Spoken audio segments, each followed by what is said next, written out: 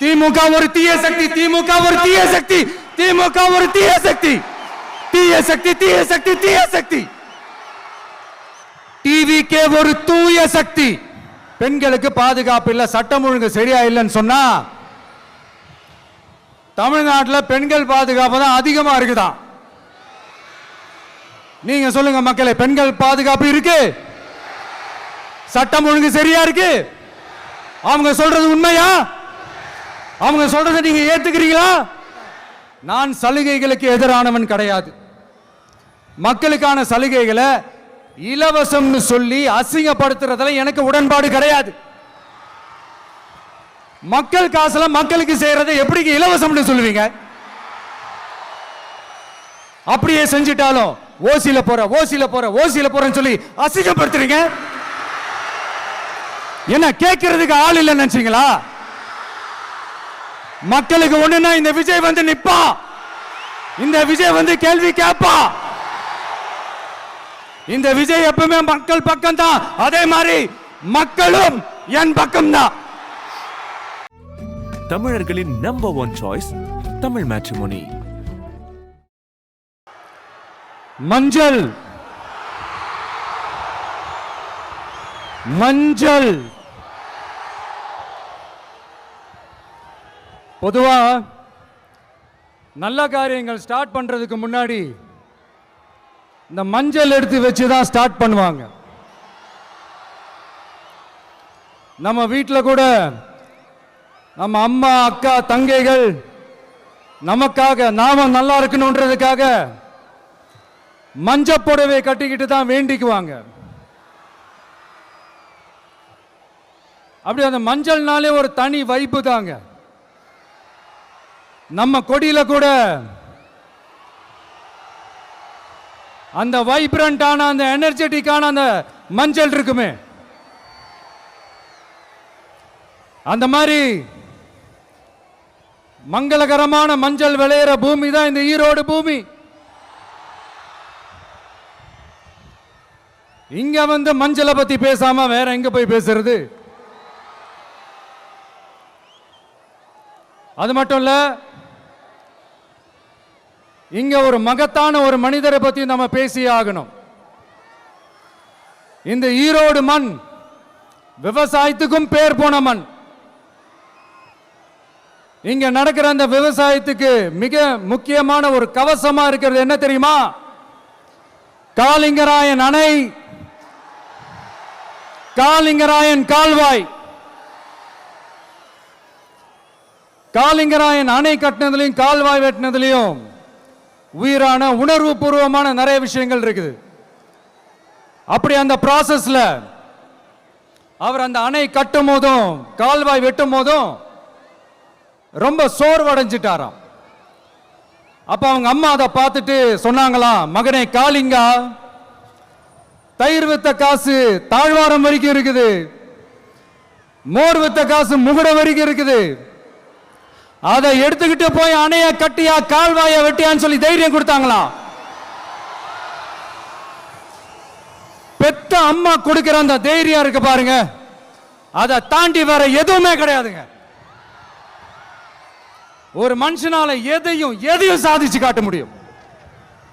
அப்படி ஒரு தைரியத்தை தான் இப்ப நீங்க, என்னுடைய அம்மா அக்கா தங்கைகள் நண்பா நண்பிகள் தோழர்கள் எல்லாரும் எனக்கு கொடுத்திருக்கிறீங்க. அதே தைரியத்தை, அதே துணையா என் கூட நிக்கிறீங்க. இதை எப்படி நம்ம பிரிச்சு விடலாம்? இதை எப்படி நம்ம கெடுக்கலாம்? என்னெல்லாம் அவதூறுகள் நம்ம விஜய் மேல சொல்லி மக்களை நம்ப வைக்கலாம்? என்னெல்லாம் சூழ்ச்சிகள் நம்ம விஜய் மேல பண்ணி மக்களை நம்ப வைக்கலாம்?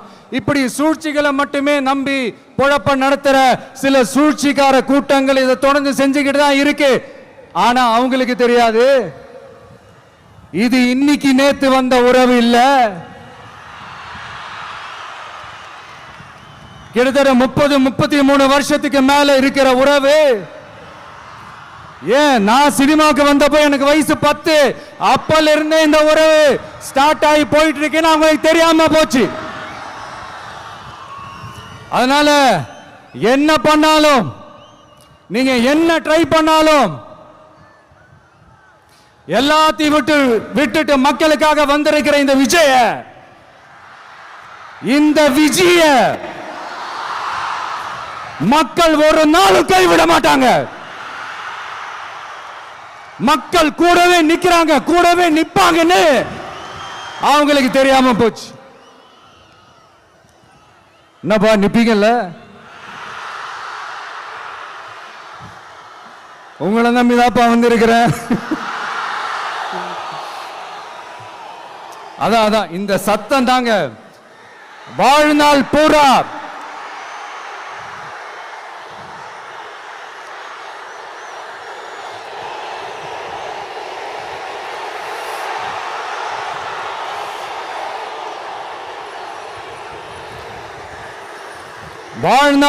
உங்களுக்கு நன்றியோடவே இருப்பேன். இப்போ நம்ம காளிங்கராயன் அவர்கள் அணையை கட்டுறதுக்காக பவானிக்கு போய் பார்க்கும்போது ஒரு இடத்துல ஒரு பாம்பு வந்து உட்கார்ந்துச்சான், படுத்துச்சான். அது படுத்த இடத்துல தான் அவர் அணையை கட்ட ஸ்டார்ட் பண்ணாராம்.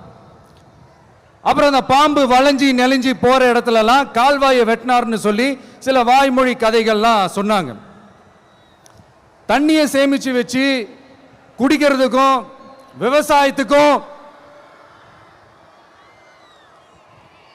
தம்பி கீழே இறங்கு, தம்பி கீழே இறங்குப்பா, ப்ளீஸ் கீழே இறங்குப்பா.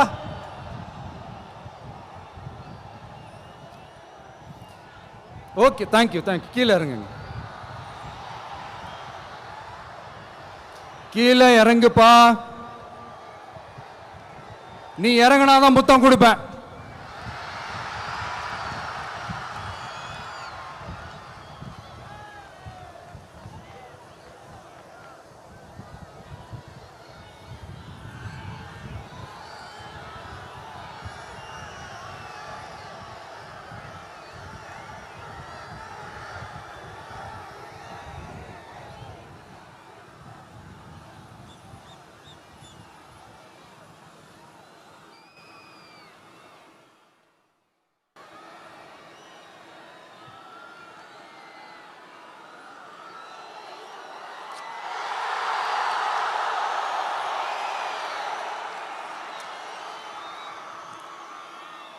இப்படி தண்ணியை சேமிச்சு வச்சு குடிக்கிறதுக்கும் விவசாயத்துக்கும் வழி வகுக்கிறது எவ்வளவு பெரிய ஒரு நல்ல விஷயம்.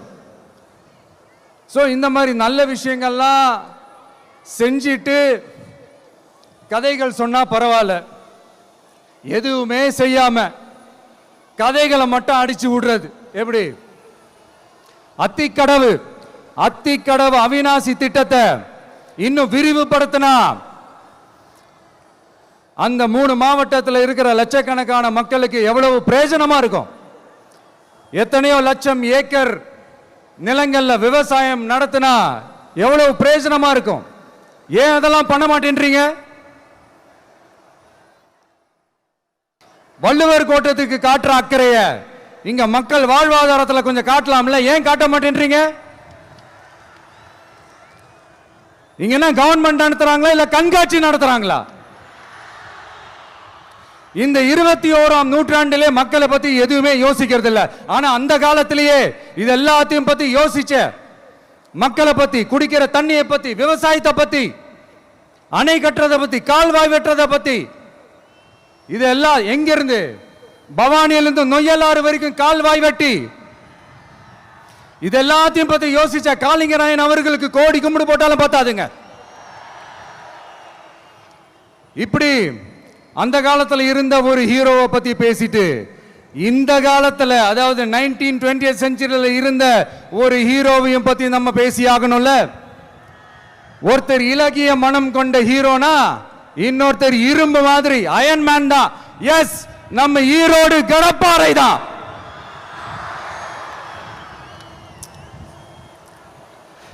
ஒட்டுமொத்த தமிழ்நாட்டையே திருப்பி போட்ட சீர்திருத்த நெம்புகோல்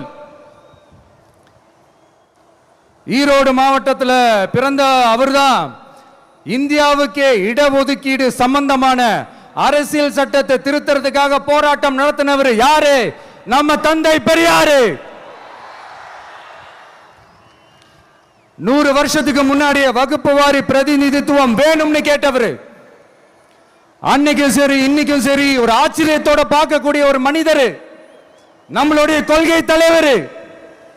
அப்ப அண்ணாவும் எம்ஜிஆரும் யாரு? பெரியார் அவர்கள் கிட்ட இருந்து எங்களுக்கு தேவையான கொள்கைகளை எடுத்துக்கிட்டோம். அவரை ஃபாலோ பண்ற, அவரை வழிகாட்டி ஏத்துக்கிட்ட அண்ணா அவர்கள் கிட்ட இருந்தோம், எம்ஜிஆர் அவர்கள் கிட்ட இருந்தோம் தேர்தல் அணுகுமுறையை எடுத்துக்கிட்டோம். அண்ணாவும் எம்ஜிஆரும் தமிழ்நாட்டோட சொத்து. அவங்கள பயன்படுத்துறத பத்தி யாரும் இங்க கம்ப்ளைண்ட்லாம் பண்ண முடியாது. அண்ணா எங்களோடது, எம்ஜிஆர் எங்களோடது, நீங்களா எடுத்துக்க கூடாது அப்படிலாம் யாரும் இங்க அழுதுட்டு இருக்க முடியாது, சொல்லிவிட்டேன். அதனால நாங்க ஒரு வழியில அரசியல் செஞ்சுக்கிட்டு போயிட்டு இருக்கிறோம். உங்களுக்கு தான் டிவிக்கே ஒரு பொருட்டே இல்லைல்ல, அப்புறம் ஏன் கதறீங்க? அப்புறம் ஆளாளுக்கு அங்க போயிட்டு இங்க போயிட்டு புலம்பி தள்ளிக்கிட்டு இருக்கிறீங்க. இது எப்படி இருக்கு தெரியுமா? எனக்கு பயம் இல்ல, எனக்கு பயம் இல்ல அப்படின்னு சத்தமா சவுண்ட் விட்டுக்கிட்டே சத்தமா பாட்டு பாடிக்கிட்டே இந்த நடுங்கிக்கிட்டே சின்ன பசங்க நடந்து போவாங்க, அந்த மாதிரி இருக்கு. முதல்ல மண்டையில இருக்கிற கொண்டைய மறைங்க சார்.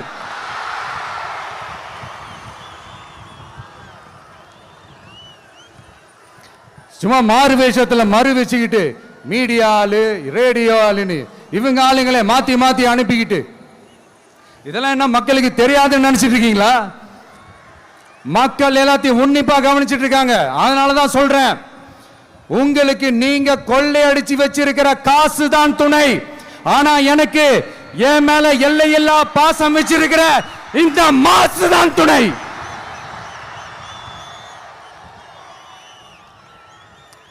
இப்படி நமக்கு துணையா இருக்கிற ஈரோடு மக்களுக்காக நான் இப்போ குரல் கொடுக்கலான்னு வந்திருக்கிறேன். சரி, இப்போ விஷயத்துக்கு வருவோம். பெரியார் அவர்கள் கிட்ட இருந்த அந்த செல்வாக்கையும் அந்த பதவிகளையும் அந்த பவரையும் வச்சுக்கிட்டு அவர் என்ன சொன்னார் தெரியுமா? இவ்வளவு செல்வாக்கு, இவ்வளவு பதவிகள், இவ்வளவு பவர் இருந்தோம் நான் ஒரு 5 பைசா காசு சம்பாதிச்சிருப்பேனா? எனக்கோ இல்லை என் குடும்பத்துக்கோ பட்டங்கள் வேணும், பதவி வேணும்னு ஏதாவது கேட்டிருப்பேனா? இல்லை ஏதாவது லாபம் பார்த்துருப்பேனா? இல்லை எதுக்காவது ஆசைப்பட்டிருப்பேனா? ஆனா அவர் பேரை சொல்லிக்கிட்டு அவருடைய கொள்கையை ஃபாலோ பண்றதா சொல்லிக்கிட்டு இப்ப ஆட்சியில இருக்கிறவங்க என்னெல்லாம் செய்யறாங்கன்னு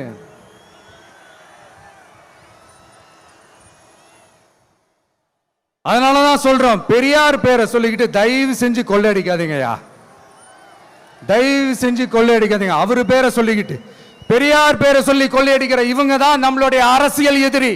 மக்களை நீங்க சொல்லுங்க, நம்மளுடைய அரசியல் எதிரி யாரு? நம்மளுடைய கொள்கை எதிரி யாரு? ரிப்பீட், நம்மளுடைய அரசியல் எதிரி யாரு? நம்மளுடைய கொள்கை எதிரி யாரு? உங்களுக்கு புரியுதுல்ல? எனக்கு அது போதும்யா, எனக்கு வேற எதுவுமே தேவையில்லை.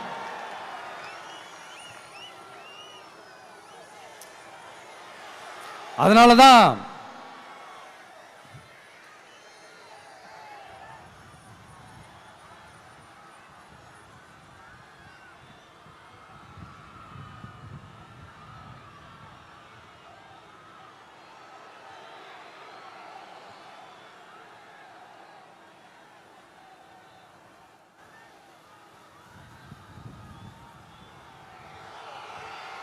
உங்களுக்கு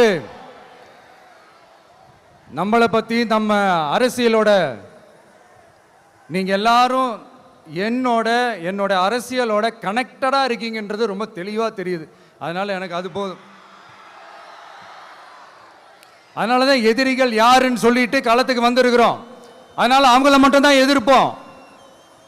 அதுவும் அந்த எதிரிகள் யாரு இப்போ இங்க 2026 சட்டமன்ற தேர்தலில் களத்தில் இருக்கிறாங்களோ அவங்கள மட்டும் தான் எதிர்ப்போம். சும்மா களத்திலே இல்லாதவங்களையும் களத்துக்கும் அவங்களுக்கும் சம்பந்தமே இல்லாதவங்களையும் எதிர்க்கிற ஐடியாலாம் இல்ல பாஸ்.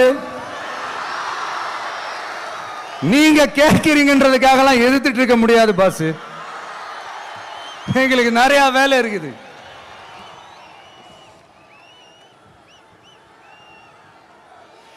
எத்தனை எத்தனை பொய்யான வாக்குறுதிகள். வந்த உடனே நீட்டை ரத்து செய்வோம், கல்வி கடனை ரத்து செய்வோம், கேஸ் சிலிண்டருக்கு மானியமா 100 ரூபாய் தருவோம், என்னெல்லாம் அடிச்சு விட்டுட்டு இன்னி வரைக்கும் கேட்கிறேன், இதெல்லாம் சொன்னாங்களே செஞ்சாங்களா? இவங்க எப்பவுமே இப்படிதான், சொல்றது ஒண்ணு செய்யறது ஒண்ணு.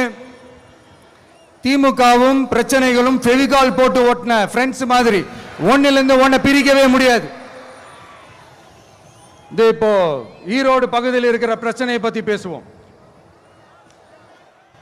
பெரியார் பேரை மட்டும் சொல்லிக்கிட்டு எப்படி அவரோட கொள்கைகளுக்கு எதிராக செயல்படுறாங்களோ அப்படிதான் இந்த மஞ்சள் நகரத்தோட மஞ்சளுக்கும் ஒண்ணும் பண்ணல, மஞ்சள் விவசாயிகளுக்கும் ஒண்ணும் பண்ணல.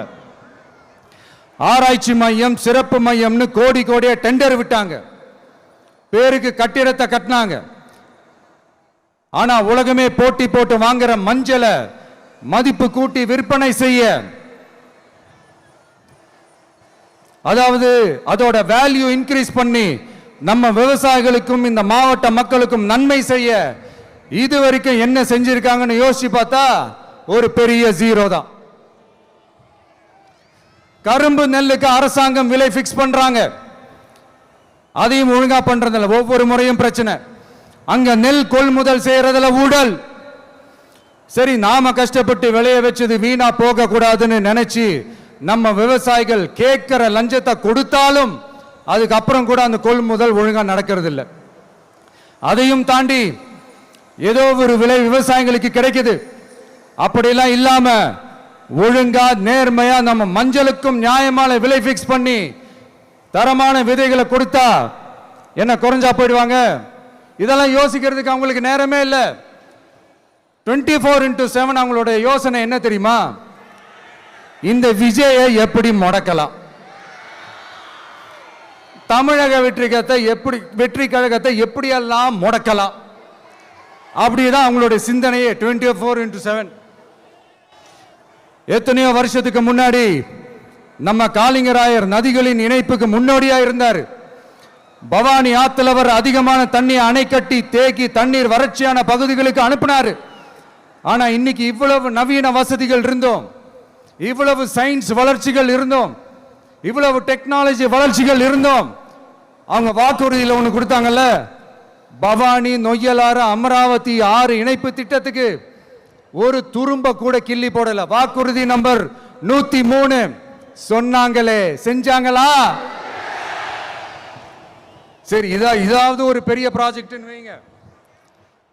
ஆறுகளை சுத்தப்படுத்த பல்லாயிரம் கோடி நிதி ஒதுக்குவோம், தமிழ்நாட்டில் உள்ள ஆறுகளை சுத்தப்படுத்துவோம்னு சொன்னாங்களே செஞ்சாங்களா? ஆனா ஆத்து மணலை கொள்ளையடிக்கிறதுல மட்டும் வேலையை கரெக்டா செய்வாங்க. இதை நான் ஏன் திரும்ப திரும்ப சொல்றேன்னா, மக்களே நீங்க புரிஞ்சுக்கணும். கொஞ்சம் மசந்தா மற்ற மாவட்டங்கள்ல மணல் காணாம போன மாதிரி, மலைகள் காணாம போன மாதிரி, நம்ம மாவட்டத்தில் தனி வளத்தை கொடுத்த செம்மண்ணும் காணாம போறதுக்கு வாய்ப்பு இருக்கு மக்களே. நம்ம மண்ணுக்கும் நம்ம ஆத்துக்கும் நம்ம விவசாயிக்கும் தான் இந்த மோசமான நிலைமை. அதனால ஏதாவது தொழில் செஞ்சு பிழைக்கலாம்னு பார்த்தா அதுக்கும் எங்க விடுறாங்க? தொழில்னு பார்த்தா 30% நெசவாளர்களுக்கு கூலி பாக்கி. அரசாங்கம் நம்ம நெசவாளர்கள் கிட்ட இருந்து கொள்முதல் செய்த வேட்டி சேலைக்கான கூலியை கூட போராடித்தான் வாங்க வேண்டியதா இருக்குது. அது சலுகையோ உதவியோ நலத்திட்டமோ கிடைக்காது. நம்ம உழைப்புக்கான ஊதியம், நம்மளோட உரிமை, அதுக்கே போராட வேண்டிய நிலையில தான் இந்த அரசாங்கம் நம்மளை வச்சிருக்கு. நல்லா பார்த்துக்கங்க மக்களே, உரிமைக்கு குரல் கொடுத்தவங்க தான் இவங்க. சிறு குறு தொழில்கள் பீக் ஹவர்ஸ் சார்ஜ்னு கரண்ட்டுக்கு அநியாய விலை வச்சு அதையும் செய்ய விடாம நம்மளை முடக்கிறாங்க. அந்த பீக் ஹவர்ஸ் சார்ஜ் கொள்ளையால எத்தனை வருஷமா எவ்வளவு பேர் பாதிக்கப்படுறோம், எவ்வளவு தொழில்கள் பாதிக்கப்படுது. நாமளும் கத்துறோம், போராடுறோம், கோரிக்கை வைக்கிறோம். எதையாவது இவங்க கண்டுக்கிறாங்களா? கொஞ்சம் யோசிங்க. ஏன் கண்டுக்க மாட்டேன்றாங்கன்னு கொஞ்சம் யோசிங்க. அப்பதாங்க பிரைவேட்ல அதிக விலைக்கு கரண்ட் வாங்க முடியும், அதுக்கு டெண்டர் விட முடியும். அப்படி டெண்டர் விட்ட மேட்டர்ல எல்லாம் என்ன நடக்கும்னு உங்களுக்கும் தெரியும், எனக்கும் தெரியும், நம்ம எல்லாருக்குமே தெரியும். இந்த மாதிரி ஈரோடுல மட்டும் இல்ல, எந்த மாவட்டத்துக்கு போனாலும் பிரச்சனைகள் மேல பிரச்சனைகள் தான். அதையெல்லாம் தீக்கிறதுக்கு ஒரு சொல்யூஷன் கூட சொல்லாம இதுல வேற பெருமையா மாடல் அரசு மாடல் அரசுங்கிறது. இல்ல நான் கேட்கிறேன், கூச்சமா இல்ல?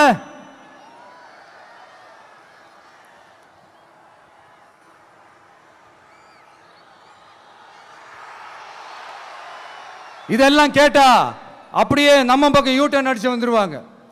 விஜய் என்ன அரசியல பேச மாட்டேன்றாரு, விஜய் என்ன சினிமா டயலாக் மாதிரி பேசுறாரு, விஜய் என்ன பஞ்ச் டயலாக் பேசுறாரு, விஜய் என்ன 10 நிமிஷம் தான் பேசுறாரு, 9 நிமிஷம் தான் பேசுறாரு.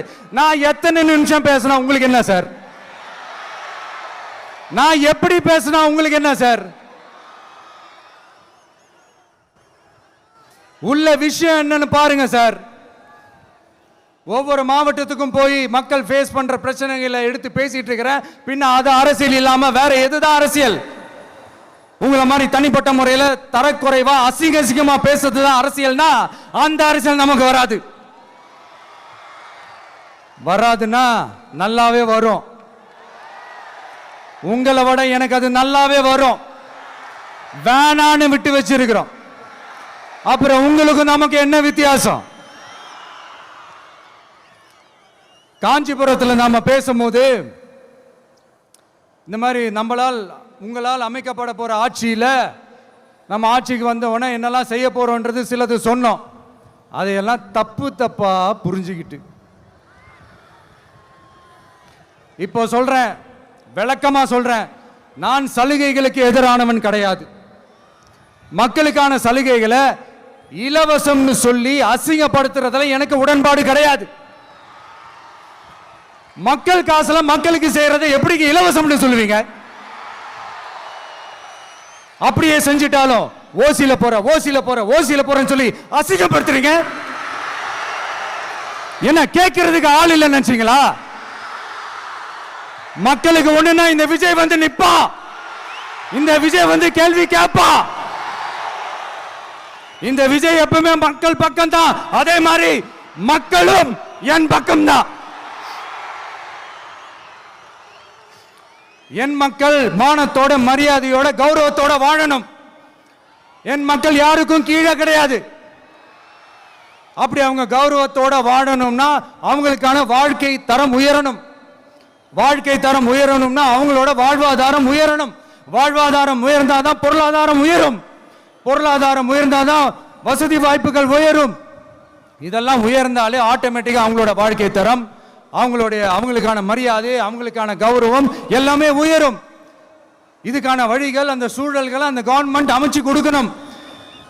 இதுக்கான அந்த திட்டங்களை செயல்படுத்தணும். இதெல்லாம் செஞ்சாதான் அந்த அரசாங்கம் ஒரு நல்ல அரசாங்கம். இதைத்தான் சொன்னோம்.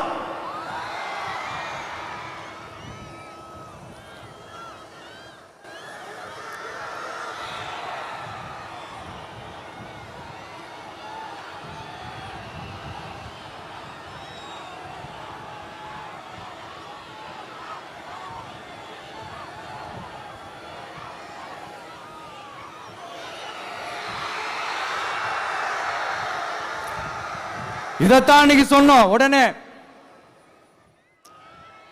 சொன்னா மட்டும் போதுமா? எப்படி செயல்படுத்துவீங்க? நாங்க என்ன வாயிலே வடை சுடுறதுக்கு டிஎம்கேவா? டிவிகேடா?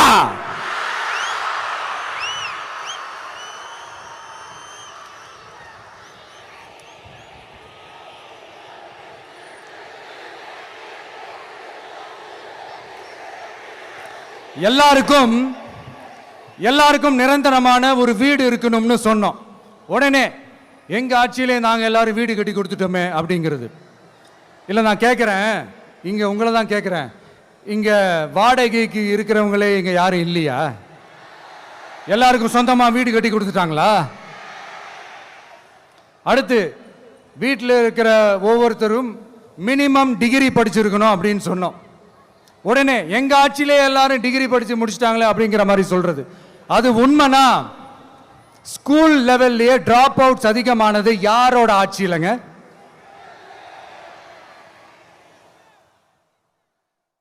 பசங்க பிள்ளைங்க யாரும் ஸ்கூல்ல சேரலன்னு சொல்லிட்டு எனக்கு தெரிஞ்சு 207 கவர்மெண்ட் ஸ்கூல்ஸ் மூடினது யாரோட ஆட்சியிலங்க? இதுல கல்வியில் சிறந்த தமிழ்நாடுன்னு டிராமா வேற. அடுத்து குடும்பத்தில் ஒருத்தருக்கு நிரந்தரமான வருமானம் வரணும், வேலை வாய்ப்பு கிடைக்கணும் அப்படின்னா நாங்க கொடுக்காத வருமானமா, நாங்க கொடுக்காத வேலையா அப்படிங்கிறது. எத்தனையோ லட்சம் காலி பணியிடங்கள் நிரப்புவோம்னு வாக்குறுதி கொடுத்துட்டு ஆட்சிக்கு வந்தீங்களே, எத்தனை லட்சம் காலி பணியிடங்களை நிரப்புனீங்க? அட்லீஸ்ட் 1 லட்சம் காலி பணியிடங்களாவது நிரப்புனீங்களா? இதெல்லாம் சொல்லிட்டு மக்களை ஏமாத்துறது யாரோட ஆட்சியிலங்க? அடுத்து ரொம்ப முக்கியமா, பெண்களுக்கு பாதுகாப்பு இல்லை, சட்டம் ஒழுங்கு சரியா இல்லைன்னு சொன்னா தமிழ்நாட்டில் பெண்கள் பாதுகாப்பு தான் அதிகமா இருக்குதான். நீங்க சொல்லுங்க மக்களே, பெண்கள் பாதுகாப்பு இருக்கு? சட்டம் ஒழுங்கு சரியா இருக்கு? அவங்க சொல்றது உண்மையா? அவங்க சொல்றதை நீங்க ஏத்துக்கிறீங்களா? சத்தமா கேக்குதா சார்? இதுதான் ரியாலிட்டி, இதுதான் நிஜம். நம்மளுடைய ஆட்சியில சட்டம் ஒழுங்குல சமரசமே இருக்காது. அதனாலதான் இவ்வளவு ஸ்ட்ராங்கா சொல்றோம், தைரியமா இருங்க மக்களே. இந்த மாதிரி விஷயங்கள்லாம் நம்ம மக்கள் கிட்ட எடுத்து சொன்னா உடனே இந்த இது எடுத்துட்டு வந்துருவாங்க.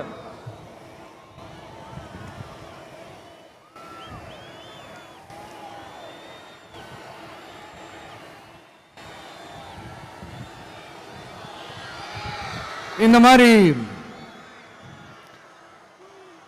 இதெல்லாம் என்னென்ன செய்ய போறோன்றது சிலதெல்லாம் காஞ்சிபுரத்தில் சொன்ன மாதிரி சொன்னா எல்லாத்தையும் தப்பு தப்பா திருச்சி பேசிக்கிட்டு அவதூறு பரப்பிக்கிட்டு.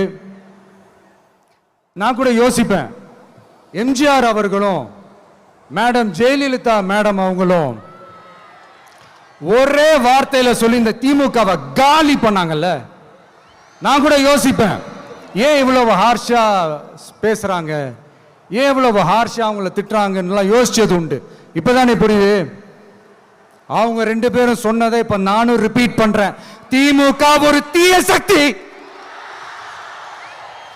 திமுக ஒரு தீய சக்தி, திமுக ஒரு தீய சக்தி, திமுக ஒரு தீய சக்தி, தீய சக்தி, தீய சக்தி, தீய சக்தி.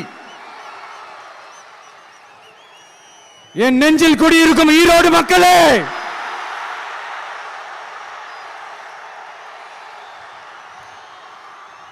டிவிகே ஒரு தூய சக்தி. எப்படி? டிவிகே ஒரு தூய சக்தி. தூய சக்தி டிவிகேவுக்கும் தீய சக்தி டிஎம்கேவுக்கும் தான் போட்டியே.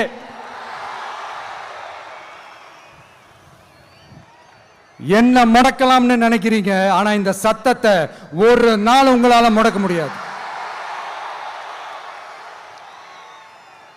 மக்கள் விரோத திமுக அரசை வீழ்த்த மக்கள் சக்தியான நம்மளால மட்டும்தான் முடியும். அண்ணன் செங்கோட்டையன் அண்ணன் அவர்கள் நம்ம கூட வந்து சேர்ந்தது நமக்கு ஒரு மிகப்பெரிய ஒரு பலம். அந்த மாதிரி செங்கோட்டையன் அண்ணன் அவர்கள் மாதிரி இன்னும் நிறைய பேர் வந்து சேர இருக்கிறாங்க. அவங்க எல்லாருக்குமே அந்த உரிய அங்கீகாரத்தை கொடுப்போம். அது மட்டும் இல்ல, அப்புறம் இன்னொரு விஷயம் சொல்ல மறந்துட்டேன். இப்போ ரீசண்டா ஒரு இடத்துல நம்ம சிஎம் சார் அவர்கள் பேசும்போது சொன்னாங்க, என் கேரக்டரையே புரிஞ்சுக்க மாட்டேங்கிறேன். இது சினிமா டயலாக் இல்லையா? நான் ஏதாவது பேசினா சினிமா டயலாகா? சார் பேசினா அது சினிமா டயலாக் இல்லையா? சிலப்பதிகாரத்திலிருந்து எடுத்ததா அந்த லைன், என் கேரக்டரையே புரிஞ்சிக்க மாட்டேன்றது. உங்களை எப்படி தான் சார் புரிஞ்சுக்கிறது? எந்தெந்த விஷயத்துலலாம் சார் உங்கள் கேரக்டர் நாங்கள் புரிஞ்சுக்கிறது? அதையும் நீங்களே சொல்லிட்டீங்கன்னா கொஞ்சம் நல்லா இருக்கும் சார். சட்டம் ஒழுங்குல நாடே சந்தி சிரிக்குது அதுலையா? பெண்கள் பாதுகாப்புல நாடே சந்தி சிரிக்குது அதுலையா? பொய் வாக்குறுதிகளா கொடுத்து ஏமாத்தி ஆட்சிக்கு வந்தீங்களே அதுலையா? எதுல தான் சார் உங்க கேரக்டர் நாங்க புரிஞ்சுக்கிறது? ஆனா ஒண்ணு, தமிழ்நாட்டில் ஆட்சி செய்யற நீங்களும் சரி, ஒன்றியத்தில் ஆட்சி செய்யறவங்களும் சரி, நீங்க ரெண்டு பேரும் முதல்ல என்னோட கேரக்டரை புரிஞ்சுக்கணும் சார். என்னோட கேரக்டர்னு சொன்னது நம்ம மக்களோட கேரக்டரை. 2026 சட்டமன்ற தேர்தலோட அந்த கேரக்டரே கொஞ்சம் வேற மாதிரி சார். அதை கொஞ்சம் தயவு செஞ்சு நீங்க புரிஞ்சுக்கணும் சார். புரிஞ்சுக்கலன்னா மக்களே உங்களுக்கு புரிய வைப்பாங்க சார். கான்பிடண்டா இருங்க சார், நல்லதே நடக்கும் சார். வெற்றி நிச்சயம் சார். மீண்டும் சந்திக்கும் வரை நன்றி, வணக்கங்க சார். நண்பா, நண்பிகள், இங்க வந்து எல்லாம் வந்து பார்த்தோம், எல்லாம் நல்லபடியா நடந்தது. சேஃபா வந்துட்டு சேஃபா வீட்டுக்கு போயிடுங்க. எனக்கு எல்லாத்தையும் விட நீங்க தான் எனக்கு முக்கியம். தயவு செஞ்சு சேஃப்டியா போயிட்டு வாங்க. தமிழர்களின் number one choice Tamil matrimony.